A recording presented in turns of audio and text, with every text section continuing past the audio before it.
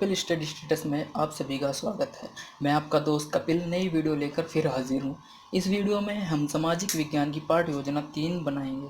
अगर आपने हमारी पहली वीडियो नहीं देखी है, होम पेज पर जाकर ज़रूर देखें या फिर वीडियो के नीचे डिस्क्रिप्शन बॉक्स है उसे खोलिए, वहाँ पर आपको वीडियो का लिंक मिल जाएगा, वहाँ से आप पिछली वीडियो देख सकते हैं।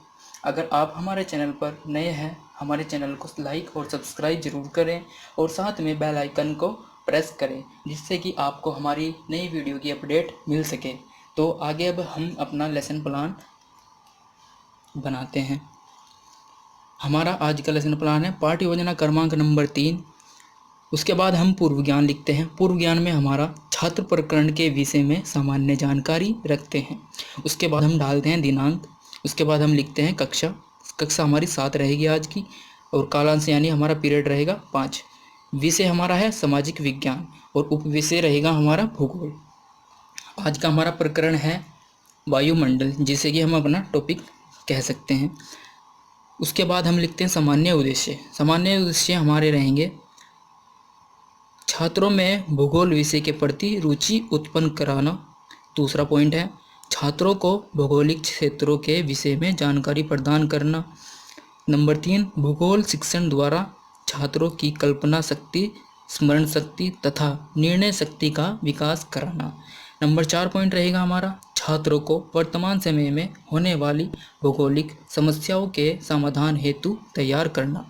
उसके बाद हम डालते हैं विशिष्ट उद्देश्य। विशिष्ट उद्देश्य में हम लिखते हैं नंबर 1 पॉइंट है छात्र वायुमंडल के बारे में जानकारी प्राप्त करके इस संबंध में व्याख्या करके।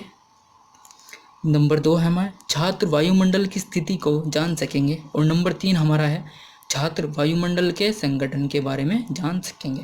उसके बाद हमारा आता है शिक्षण सामग्री। शिक्षण सामग्री में हमारा पाठ्य वस्तु में हम पूर्व ज्ञान लिखते हैं। शिक्षण उद्देश्य एवं उनका विशिष्टीकरण में हम ज्ञान छात्र अपने पूर्व ज्ञान का प्रत्यास्मरण कर सकेंगे। प्रस्तावना प्रश्न आता है हमारा शिक्षक क्रियाएं में। छात्रों, आज हम आपसे पूर्व ज्ञान से संबंधित कुछ प्रश्न पूछेंगे। पहला प्रश्न होता है जो कि शिक्षक पूछता है बच्चों से, सौर परिवार के किस ग्रह पर जीवन है? तो छात्र क्रियाएं देते हैं, यानी कि छात्र उत्तर देते हैं पृथ्वी ग्रह पर। प्रश्न नंबर 2 हमारा है पृथ्वी पर ही जीवन क्यों संभव है? छात्र उत्तर देते हैं जल, प्रकाश और प्रकाश की उपस्थिति के कारण। प्रश्न नंबर 3 हमारा है यह है जैसे कि हमारे जीवन के लिए वायु कहाँ से प्राप्त होती है? तो छात्र उत्तर देते हैं वायुमंडल से।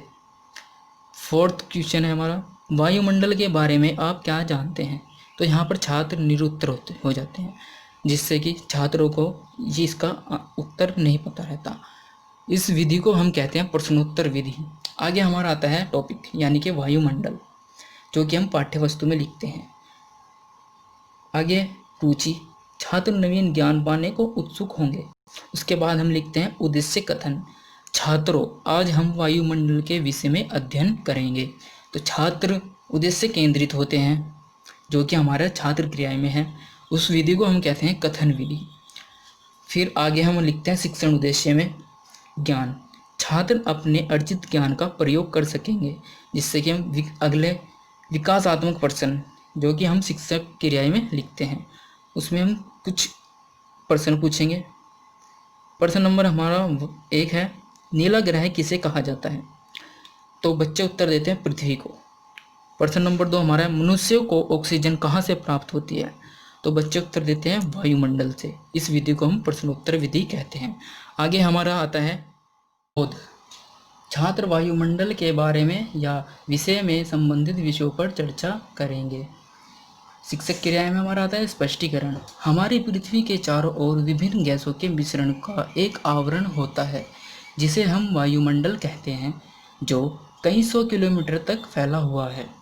पृथ्वी अपनी आवरण शक्ति के कारण प्रत्येक वस्तु को अपनी ओर खींचती है और वायु गैसों के छोटे छोटे अणुओं से मिलकर बनी है।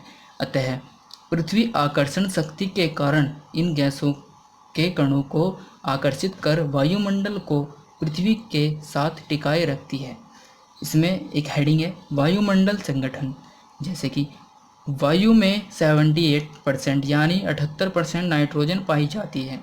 वायुमंडल में 21 यानी 21% ऑक्सीजन एवं शेष 1% organ carbon dioxide, hydrogen, helium, ozone आदि गैसें होती हैं। आगे हमारा आता है ज्ञान। छात्र अपने सीखे गए ज्ञान का प्रयोग करेंगे। बोधात्मक प्रश्न जो कि इसी स्पष्टीकरण में से लिए गए हैं। पहला प्रश्न है हमारा, वायुमंडल किसे कहते हैं? छात्र इसमें उत्तर देते हैं गैसीय आवरण को। प्रश्न नंबर 2 है हमारा, वायुमंडल में ऑक्सीजन मात्रा कितनी होती है? तो बच्चे उत्तर देते हैं 21%। प्रश्न नंबर 3 है हमारा, नाइट्रोजन और ऑर्गन अन्य गैसों की मात्रा कितनी होती है? तो इसमें नाइट्रोजन की होगी 78% और अन्य गैसों की होती है 1% अन्य, जो कि छात्र क्रियाएं देते हैं। इस विधि को हम कहेंगे प्रश्नोत्तर विधि, जो कि हम शिक्षण तकनीकी शिक्षक सामग्री एवं सामपट कार्य में लिखते हैं। आगे हमारे आता है मंडल के प्रकार बोध। छात्र वायुमंडल के विषय में पुनः जान सकेंगे। स्पष्टीकरण है हमारा, वायुमंडल की संरचना को 5-5 भागों में बांटा गया है, जो कि पहला है हमारा सौमंडल, दूसरा है समताप मंडल, तीसरा है हमारा मध्य मंडल, नंबर 4 है हमारा आयन मंडल और नंबर 5 है बाह्य मंडल। पहला है हमारा सौमंडल। सौमंडल वायुमंडल की सबसे निचली परत होती है। पृथ्वी से 10 किलोमीटर ऊंचाई तक सौमंडल पाया जाता है। यह सबसे घन मंडल है। मौसम संबंधित समस्याएं घटनाएं इसी मंडल में होती हैं, जो कि जैसे बिजली कड़कना, बारिश होना और इसी मंडल में पंछी उड़ते हैं। समताप मंडल, सौमंडल के ऊपर 50 किलोमीटर की ऊंचाई तक समताप मंडल का विस्तार पाया जाता है। इस मंडल में वायुमंडल को उड़ाया जाता है। इसी मंडल के ओजोन परत पाई जाती है। वायुयान यानी एरोप्लेन, हेलीकॉप्टर इसी मंडल में उड़ते हैं। उसके बाद हमारा आता है ज्ञान। छात्र अपने सीखे गए ज्ञान का प्रयोग कर सकेंगे, यानी कि जो स्पष्टीकरण में हमने पढ़ाया है उसके आधार पर बच्चे अपने उत्तर सही देंगे। बोधात्मक प्रश्न। पहला प्रश्न है हमारा, वायुमंडल की संरचना के कितने भागों में बांटा गया है? बच्चे इसमें उत्तर देते हैं 5। प्रश्न नंबर 2 हमारा है, सौमंडल की ऊंचाई कितनी है? इसमें बच्चे उत्तर देते हैं 0 से 10 किलोमीटर, यानी कि धरातल से ऊपर की ओर 10 किलोमीटर तक। प्रश्न नंबर 3 हमारा है, हवाई जहाज किस मंडल में उड़ते हैं? तो बच्चे उत्तर देते हैं समताप मंडल में। प्रश्न नंबर 3 है हमारा, समताप मंडल की ऊंचाई कितनी है? तो बच्चे उत्तर देते हैं 10 किलोमीटर से 50 किलोमीटर ऊपर तक। तो आगे हम चलते हैं सारांश। शिक्षण उद्देश्य में लिखते हैं हम दक्षता। छात्र लेखन कला में सुधार कर सकेंगे। शिक्षक क्रियाएं में छात्र अध्यापक छात्रों को शाम पर सारांश नोट करने का निर्देश देगा। छात्र क्रियाएं में छात्र शाम पर सारांश को अपनी उत्तर पुस्तिका में उतारेंगे। जैसे कि हम लिखते हैं दिनांक, विषय समाज विज्ञान, यानी कि विषय हमारा सामाजिक विज्ञान है और उपविषय हमारा भूगोल है, प्रकरण हमारा है वायुमंडल। ऐसे हम ब्लैक बोर्ड पर अपनी एंट्री करते हैं। उसके बाद हम मेन पॉइंट लिखते हैं, मुख्य बिंदु, जिन्हें हम मुख्य बिंदु बोलते हैं। उसके बाद हमारा आता है कक्षा कार्य।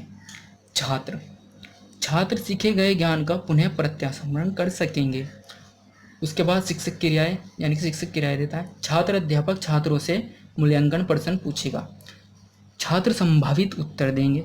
हमारा एक छोटा सा पेपर कट किसी भी कलर का ले सकते हैं, उसे हम चिपका लेंगे अपने व्यवहार जन्य, ठीक है।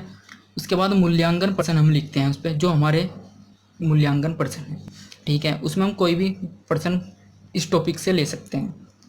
उसके बाद हमारा आता है गृह कार्य, जो कि शिक्षक अपने बच्चों को देता है घर के लिए। गृह कार्य अनुप्रयोग। छात्र सीखे गए ज्ञान का अपने दैनिक जीवन में अनुप्रयोग कर सकेंगे। उसके बाद शिक्षक क्रियाएं। छात्र अध्यापक छात्रों को गृह कार्य नोट करने का निर्देश देगा। शिक्षक छात्र क्रियाएं में हम लिखते हैं छात्र गृह कार्य अपनी उत्तर पुस्तिका में नोट करेंगे, जो कि हम अपने ब्लैक बोर्ड पर लिखते हैं, यानी कि श्यामपट्ट पर लिखते हैं गृह कार्य। उसमें से हम 1 या 2% बच्चों को दे सकते हैं घर के लिए। धन्यवाद दोस्तों, आशा करता हूँ कि आपको यह वीडियो अच्छी लगी होगी। ऐसे ही नई नई वीडियो देखने के लिए मेरे चैनल को सब्सक्राइब करें, लाइक करें और कमेंट करना ना भूलें।